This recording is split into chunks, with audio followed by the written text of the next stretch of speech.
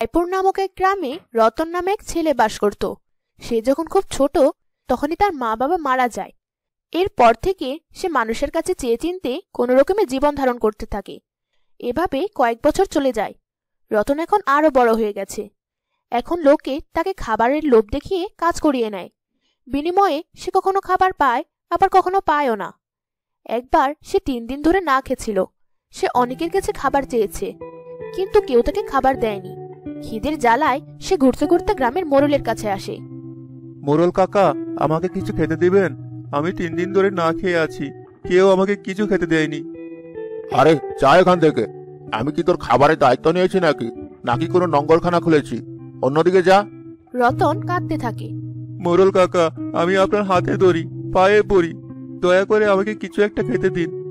এসব কথাবার্তা লেবু কাকা পিছনে বসে থেকে শুনছিলেন। রতন, বিনা পরিশ্রমে খাবার পাওয়া যাবে না।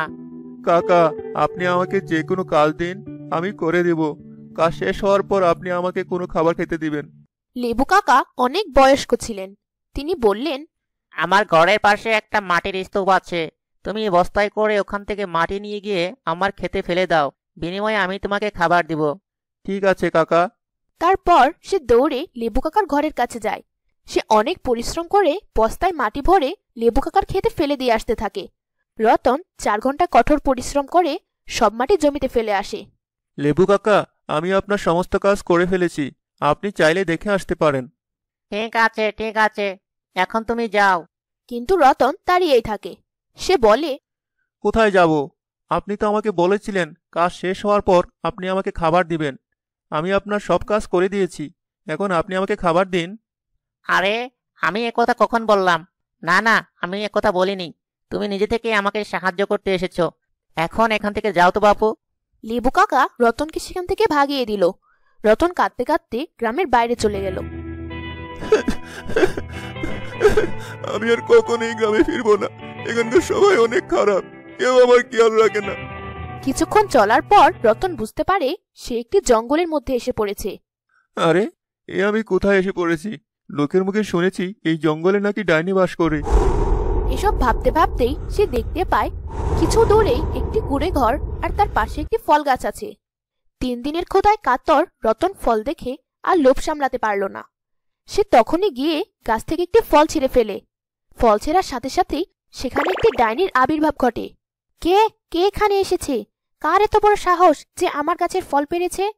আমি তাকে কাঁচা চিবিয়ে খাবো। রতন প্রচন্ড ভয় পেয়ে যায়। সে ওই ফলটি ফেলে দেয়। ডাইনি, আমাকে মারবেন না। আপনার ফল আপনি নিয়ে যান, কিন্তু দয়া করে আমাকে খাবেন না। আমাকে আমার বাড়িতে যেতে দিন। রতনের দুঃখী চেহারা দেখে ডাইনির অনেক মায়া হলো। তুমি কে? তুমি কি জানো না এটা আমার ঘর? এখানে আমার অনুমতি ব্যতীত কেউ আসে না, আর তুমি তো আমার অনুমতি ছাড়াই আমার গাছের ফল পেরেছো। আমার নাম রতন, আমি পাশে গ্রামেই থাকি। আমি খুবই ক্ষুধার্ত, গত 3 দিন আমি কিচ্ছু খাইনি। আমি জানি এটা আপনার ঘর, কিন্তু ক্ষুধার্ত থাকার জন্য আমার মনে লোভ এসে যায়, তাই আমি আপনার বিনা অনুমতিতেই আপনার গাছের ফল পাড়ার অপরাধ করে ফেলেছি। আমাকে মাফ করে দিন। ডাইনি অবাক হয়ে রতনের সব কথা শুনছিল। আরে, আমি তো জানি মানুষ অনেক দয়ালু। তোমাকে কেউ খাবার দেয়নি? তুমি 3 দিন ধরে কেন কিছু খাওনি? তোমার বাড়ির লোকজন কোথায়? তোমার মা তোমাকে খাবার দেয়নি কেন? এ নিষ্ঠুরতা তো ডাইনি করতে পারে, মা তো তা পারে না। আমার বাড়িতে কেউ নেই। আমার বাবা মা তো ছোটবেলায় মারা গিয়েছে। আমি একাই থাকি। প্রথম দিকে গ্রামের লোকজন আমাকে কিছু না কিছু খেতে দিত, কিন্তু যখন আমি কিছুটা বড় হয়ে যাই তখনই সবাই আমাকে দিয়ে কাজ করাতে থাকে। বিনিময়ে তারা খাবারও ঠিকমতো দিত না। তারা গত 3 দিন ধরে কেউ আমাকে কোনো খাবার দেয়নি। রতনের সব ঘটনা শুনে ডাইনির মনে দয়া হয়। ঠিক আছে, বলো তুমি কি খেতে চাও? আমি যে কোনো খাবার খেতে পারবো। আপনি যদি আমাকে রাতের বেঁচে যাওয়া বাসি রুটি দেন, সেটাও আমি খেতে পারবো। ডাইনি রতনের এসব বোকা বোকা কথা শুনে হাসতে থাকে। এরপর সে তার মায়াবী শক্তি দিয়ে অনেক মজাদার খাবার তার সামনে এনে দেয়। এত সব মজার খাবার দেখে রতন আশ্চর্য হয়ে যায়। সে ভয়ে ভয়ে বলে, আমাকে এই খাবারের জন্য আপনার কি কাজ করে দিতে হবে? তোমাকে কোনো কিছুই করতে হবে না, তুমি খাবারগুলো খেয়ে নাও। সত্যি এই খাবার আমার জন্য? আজ পর্যন্ত কেউ আমাকে বিনা পরিশ্রমে কোনো খাবার দেয়নি, আর আপনি ডাইনি হয়েও আমাকে খাবার দিচ্ছেন? এটা তো শুধু মার পক্ষেই সম্ভব। আমি কি আপনাকে ডাইনিমা বলে ডাকতে পারি? ডাইনি রতনের সহজ সরল কথায় একেবারে গলে যায়। হ্যাঁ, আমি তোমার ডাইনি মা। এসব খাবার শুধুমাত্র তোমার জন্য। এর জন্য তোমাকে কোনো কাজ করতে হবে না। রতন খুব খুশি হয়। সে তাড়াতাড়ি খাবার খেতে থাকে। রতনকে খাবার খেতে দেখে ডাইনি প্রথমবারের মতো মনের মধ্যে প্রশান্তি অনুভব করে। রতনের খাবার শেষ হওয়ার পর সে ডাইনিকে ধন্যবাদ দেয়। ডাইনিমা, আপনাকে অসংখ্য ধন্যবাদ। কখনো যদি আমাকে আপনার প্রয়োজন হয় তাহলে আমাকে খবর দিবেন। আমি আপনার কাজ করার জন্য অবশ্যই আসব। আরে ছেলে, আমি তো ডাইনি। আমার কাছে তো মায়াবী শক্তি আছে। আমি মায়াবী শক্তি দিয়ে সবকিছু করে থাকি। আমার কোনো কাজ করার দরকার হয় না। ঠিক আছে ডাইনিমা, এখন আমি যাই তাহলে। রতনের মুখে বারবার মা ডাক শুনে ডাইনি অনেক খুশি হয়। কেননা এর আগে সবাই তাকে ঘৃণা করত, ভয় পেত।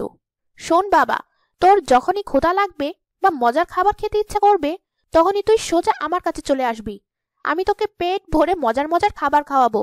কিন্তু তোকে আমার কাছে একটা প্রতিজ্ঞা করতে হবে। কি প্রতিজ্ঞা? যদি কখনো দেখিস কোনো মানুষ বা প্রাণী বিপদে পড়েছে আর তার সাহায্যের প্রয়োজন, তখন তুই তাকে সাহায্য করবি। বিনিময়ে তুই তার কাছ থেকে কিছুই চাইতে পারবি না। ঠিক আছে, আমি প্রতিজ্ঞা করছি, আমি এমনই করব। আজ থেকে আমি সবাইকে সাহায্য করব। ডাইনি রতনকে অনেক ফল মিষ্টি দিয়ে দিল। রতন খুশি হয়ে সেগুলো নিয়ে গ্রামে চলে এলো। এরপর থেকে রতন গ্রামের সবাইকে সাহায্য করতে থাকে, কিন্তু কখনো কারো কাছ থেকে কোনো কিছু চাইতো না। আর কেউ যদি কিছু দিতে চাইতো তাহলে সে মানা করত আর বলতো, ডাইনিমা আমাকে প্রতিদান নিতে বারণ করেছেন। যখন রতনের খাবার শেষ হয়ে যেত তখনই সে ডাইনির কাছে যেত আর মজার মজার খাবার খেত। ফিরে আসার সময় সাথে করে ফল মিষ্টি ইত্যাদি নিয়ে আসতো। এভাবেই রতনের জীবন আনন্দেই কেটে যাচ্ছিল। অন্যদিকে রতনের মুখে বারবার মা ডাক শুনে ডাইনি নিজের মধ্যে পরিবর্তন উপলব্ধি করে। তার মনে রতনের জন্য মাতৃত্ববোধ জাগ্রত হয়। এই জন্য যখন অসুখের কারণে রতন কয়েকদিন সেখানে যায়নি, তখন ডাইনি চিন্তিত হয়ে তাকে দেখার জন্য গ্রামে চলে যায়। রতনের প্রচণ্ড জ্বর হয়েছিল। সে রতনকে নিয়ে বিছানায় শুইয়ে দেয়, কম্বল দিয়ে ঢেকে দেয় আর প্রয়োজনীয় ঔষধ দিয়ে সেখান থেকে চলে যায়। কিন্তু এসব কাজ সে অদৃশ্য হয়ে করছিল। গ্রামের লোকজন দেখল ঘরের বাইরে থাকা রতনের শরীর শূন্যে ভেসে উঠল আর ভিতরে চলে গেল। ঘরের দরজাও আপনা আপনি বন্ধ হয়ে গেল। এভাবেই সে প্রতিরাতে রতনের ঘরে আসতো, তার ঘর পরিষ্কার করত, তাকে খাইয়ে দিত এবং বিছানায় শুইয়ে সেখান থেকে চলে যেত। গ্রামের সবাই দেখত যে কাজগুলো আপনা আপনি হয়ে যাচ্ছে, কিন্তু কে করছে এটা তারা বুঝতে পারত না। সবাই বলতে লাগলো রতনকে ভূতে ধরেছে, কিন্তু রতন জানতো তার ডাইনি মাই তার কাছে আসতো। সে কাউকে কিছু বলতো না। আস্তে আস্তে এই কথা গ্রামের সবার মধ্যে ছড়িয়ে পড়ে যে রতনের ঘরে গ্রামের বাইরে থাকা জঙ্গল থেকে এক ডাইনি আসে। আর সবাই বলতে থাকে কিছুদিন পর যখন রতন মোটা তাজা হয়ে যাবে তখন ডাইনি তাকে খেয়ে নিবে। আস্তে আস্তে এসব কথাবার্তা রতনের কানেও আসে। প্রথমে রতন এসব বিষয় নিয়ে খুব একটা মাথা ঘামাতো না, কিন্তু আস্তে আস্তে বিষয়টা তার মনে দাগ কাটতে থাকে। আচ্ছা, গ্রামবাসীরা যে কথাগুলো বলছে সেটা যদি সত্যি হয়? না, আমি ডাইনি মায়ের কাছে গিয়ে তাকে সরাসরি জিজ্ঞেস করব। রতন ডাইনির কাছে চলে যায়। মা, তুমি আমাকে ভালো ভালো খাবার খেতে দাও, মিষ্টি দাও, ফল দাও, আমার এত যত্ন নাও, কিন্তু তুমি তো একজন ডাইনি, তোমার তো আমাকে খেয়ে ফেলার কথা, কিন্তু তারপরও কেন তুমি এটা করছো না? হা হা হা, রতন, তোমাকে কে বলেছে যে ডাইনি মানুষকে খেয়ে ফেলে? আর তাছাড়া তুমি তো আমাকে মা বলে ডেকেছ। কোনো মা কি তার বাচ্চাকে খেতে পারে? গ্রামের লোকজন বলে ডাইনি ও ভূত নাকি মানুষকে খেয়ে ফেলে। তুমি কি কখনো দেখেছ যে কোনো ডাইনি মানুষকে খেয়েছে? না তো, আমি কখনো দেখিনি। এসব ভুল ধারণা। আমি কখনো কারো খারাপ চাই না। হ্যাঁ, যদি কেউ আমাকে বিরক্ত করে আর আমার ক্ষতি করার চেষ্টা করে তাহলে অবশ্যই তাকে উচিত শিক্ষা দিয়ে থাকি। কিন্তু একটা কথা বলো তো, তোমরা মানুষরা তো বরং এসব করে থাকো। এর মানে ডাইনি আর মানুষের মধ্যে কোনো পার্থক্য নেই। রতনের কাছে ডাইনির কথা সত্যি মনে হয়। তারপর সে গ্রামের দিকে ফিরে চলে। চলতে চলতে সে ভাবতে থাকে, ডাইনি মা যা যা বলেছে সবই তো সত্য কথা, কিন্তু এখন গ্রামের লোকজনকে কিভাবে এটা বিশ্বাস করানো যায়? রতন গ্রামে চলে যায় আর ডাইনির দেওয়া খাবার সবার মধ্যে ভাগ করে দেয়। এইসব ফল মিষ্টি ডাইনি পরি তোমাদের জন্য দিয়েছে। গ্রামের লোকজন অবাক হয়ে জানতে চায়, এই ডাইনি বড়িটা কে? আমি জানি ডাইনি লোকদের খেয়ে ফেলে, কিন্তু আমাদের গ্রামের বাইরের জঙ্গলে যে ডাইনি বাস করে সে খারাপ না, সে সবাইকে সাহায্য করে, আর আমাকে তো নিজের ছেলের মতোই দেখে। এখন পর্যন্ত সেই আমার সব কাজ করে দিয়েছে। আর আমার ঘরে এসে আমার সেবাও করেছে। আজ আমি তাকে জিজ্ঞেস করেছিলাম সে আমাকে খাওয়ার জন্য এসব করছে কিনা। তখন সে আমাকে বলেছে ডাইনিও মানুষের মতো ভালো ও খারাপ দুই রকমই হয়ে থাকে। যে খারাপ হয় তাকে ডাইনি বলে, আর যে ভালো হয় তাকে ডাইনিপরি বলে। আমাদের গ্রামের বাইরে ডাইনিপরি থাকে। সে আজ পর্যন্ত আমাদের গ্রামের কোনো মানুষ কিংবা পশুর কোনো ক্ষতি করেনি, বরং সে আমাদের সাহায্য করেছে, আমাকে ছেলের মতো যত্ন নিয়েছে। সেই আমাকে শিখিয়েছে যাতে আমি আপনাদেরকে সাহায্য করি, বিনিময়ে আপনাদের কাছ থেকে যেন কিছু না চাই। আর আজ তার জন্যই আপনারা সবাই আমাকে সত্যিকার অর্থে ভালোবাসেন আর আমার খোঁজখবরও নেন। তার মানে দাঁড়াচ্ছে ওই ডাইনি খারাপ না, বরং সে একজন ডাইনি পড়ি, আমার প্রিয় ডাইনি মা। গ্রামবাসীদের রতনের কথা সত্য মনে হয়, আবার তারা ভয়ও পায়। যদি তারা রতনের কথা না শুনে তাহলে তার ডাইনি মা তাদের উপর অসন্তুষ্ট হবে। তারা সবাই মিলে ডাইনির কাছে যায় এবং তাকে গ্রামে থাকার জন্য আবেদন জানায়। আর কিছুদিনের মধ্যেই তাদের মধ্য থেকে ডাইনির ভয় দূর হয়ে যায়। তারা সবাই তাকে পরিবারের একজন ভাবতে শুরু করে। ডাইনি সবাইকে সাহায্য করত আর রতনের খেয়াল রাখত, কিন্তু সে কাউকে দেখা দিত না। খুব তাড়াতাড়ি ডাইনি গ্রামের মধ্যে রতনের মা হিসেবে পরিচিতি লাভ করে। সে রতনের বড় হওয়া পর্যন্ত তার মতোই তাকে দেখাশোনা করতে থাকে। আজকের গল্পটি এই পর্যন্ত।